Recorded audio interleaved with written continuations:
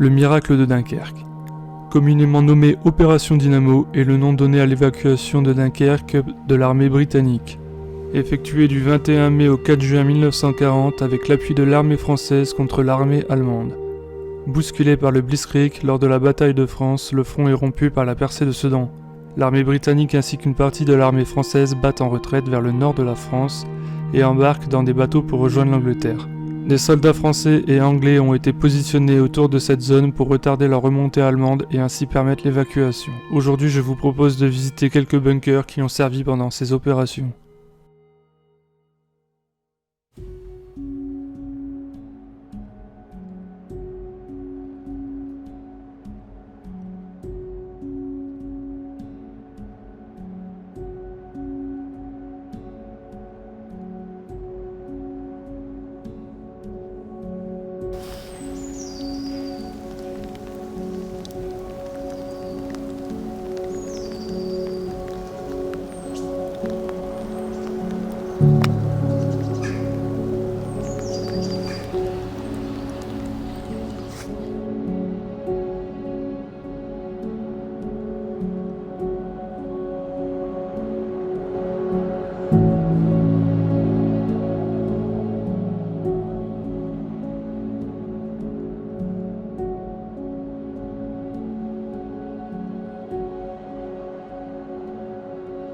Salut les amis, j'espère que vous allez bien, c'est Rudy. Aujourd'hui une nouvelle petite vidéo. Bon, le temps est pas trop avec nous. On est à Cassel, mais aujourd'hui la vidéo va pas être à Cassel. On va partir à la recherche de 2 bunkers. Il y en a un où je sais exactement où il est, dans le coin, autour de Cassel. Mais le deuxième, je sais pas du tout où il est. J'espère qu'en tout cas cette vidéo vous plaira. Par avance, vous pouvez lâcher le petit like qui fait plaisir et n'hésitez pas à vous abonner. Allez, c'est parti.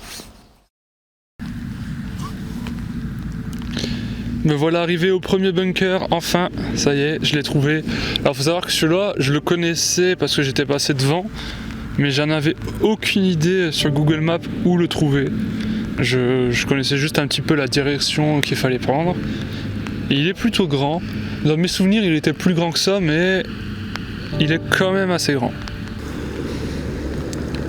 Là on se trouve sur un côté plat du bunker où il n'y a pas du tout d'entrée, de trou, de fenêtre. Donc on va passer de l'autre côté et vous verrez, il y a là des trous pour mettre l'armement et aussi une porte d'entrée forcément. C'est parti. C'est la gadoue. Hop.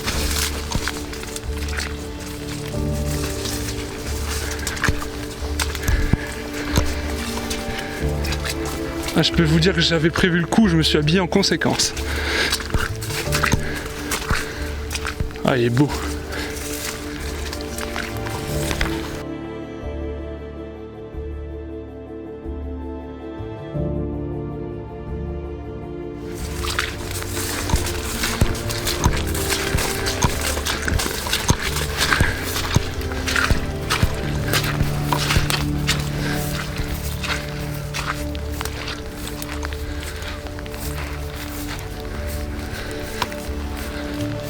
Oh là là, il a l'air grand à l'intérieur.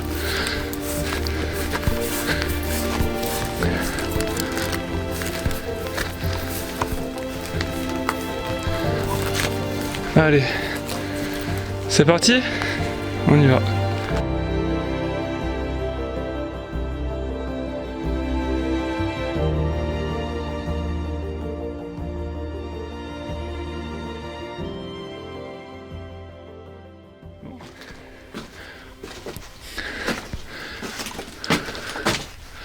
Là c'est l'entrée principale.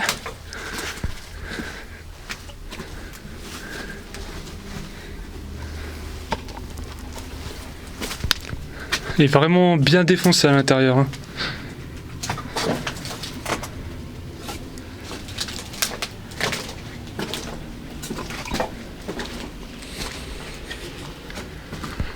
Là ici généralement on mettait un canon anti-char en fait. Il était positionné comme ça, hop, vers le champ de bataille, canon anti-char. Ici il y avait une tourelle, on voit encore le trou dans le sol pour faire le mouvement circulaire, tourner autour du trou comme ça. Voilà.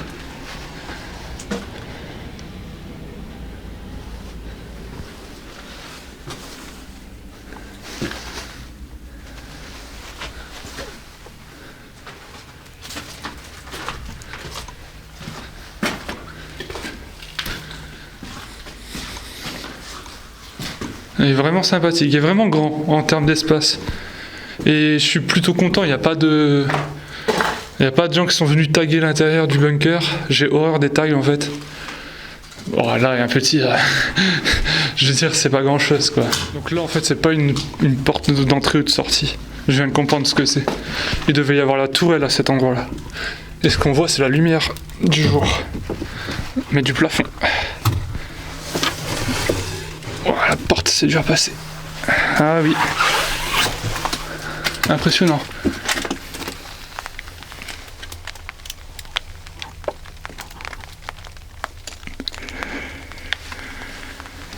Donc en fait, ils sont venus enlever la plateforme. Ici, il y avait une plateforme métallique avec la coupelle en métal. Mais on voit bien que ça a été retiré. Bon, cherchez pas la porte, il y a très peu de chances qu'elle soit d'origine. Les bunkers, en fait, après la guerre, étaient aménagés par les fermiers pour mettre leur matériel agricole. Et c'est aussi pour ça que là, à l'endroit où vous avez le grand trou, normalement, il y a 2 grosses portes métalliques qui pour refermer. Donc c'est vrai que ce bunker est assez vide. Mais bon, il est plutôt grand et intéressant à visiter.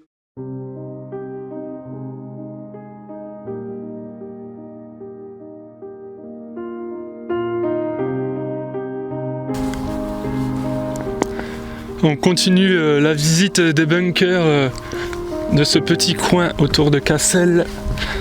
Voilà, avec le 2e bunker que j'ai trouvé. Alors il faut savoir que c'est quasiment le même bunker que celui juste avant qu'on a fait. Mais lui il a des sortes de barres sur le toit, enfin sur le toit, on peut appeler ça comme ça. Je sais pas du tout ce que c'est, ce qu'il y avait, aucune idée.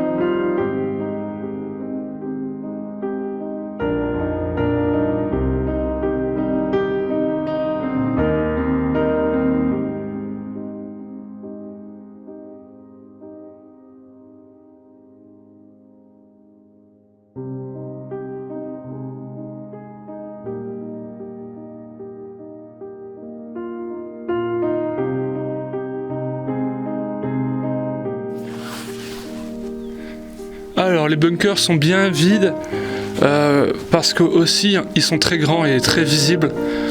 Donc et puis vu qu'il y a pas mal de gens, comme je vous disais dans le blocos précédent, les agriculteurs les utilisent, donc forcément il y a vraiment très peu de chances que pareil dans celui-ci on trouve quelque chose.